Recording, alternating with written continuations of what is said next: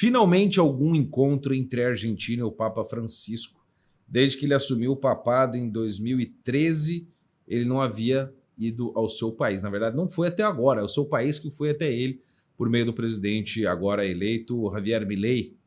Esse evento aconteceu e causou bastante comoção nas pessoas que acharam que esse encontro nunca aconteceria, por uma série de rusgas que aconteceram entre o Milei e o Papa Francisco, e o Milei, do seu jeito muito Bolsonaro-Trump, falou, enfim, barbaridades a respeito do Papa Francisco, e o Papa Francisco, com toda a sua elegância papal, revidou de maneira indireta. Aconteceu o encontro dia 12, agora de fevereiro, e Milei ofereceu também doces e presentes. Olha que maravilha, os dois se abraçando, coisa que não se faz com o Papa, mas o Milei é um liberal informal e não sabe dos procedimentos da igreja, infelizmente, não se faz assim com o Papa. Mas tudo bem, né? Melhor assim do que nada.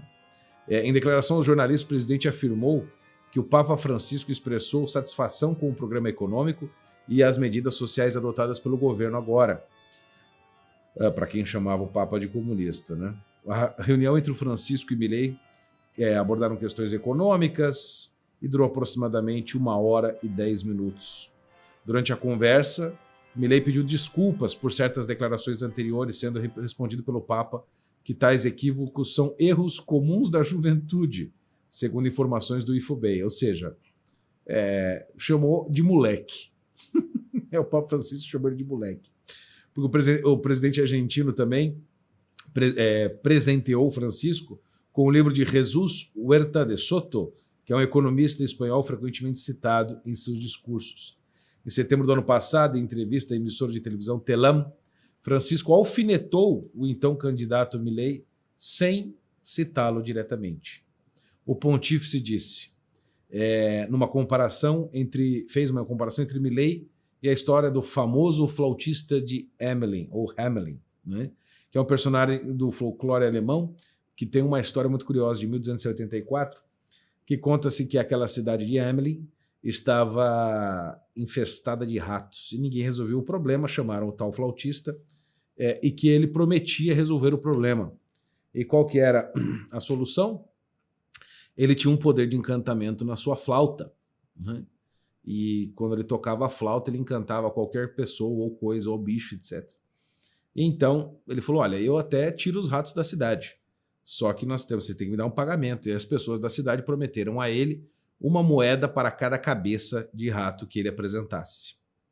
O flautista de Hamelin foi lá então, de Hamelin, e tocou a sua flauta, pegou todos os ratos da cidade e então ele mandou os ratos lá jogou no rio os ratos, né? E os ratos não apareceram, obviamente ele não mostrou a cabeça dos ratos, mas a infestação acabou. Ele pediu o pagamento e a população abjurou, negou e não quis pagar o flautista de Hamelin. Depois de um tempo, à noite, ele volta, toca a sua flauta e encanta todas as crianças da cidade, cerca de 130 crianças, era um vilarejo, e ele as encanta com a sua flauta e leva para uma caverna onde elas ficaram presas, e se você for até Hamelin hoje, você não verá crianças, né?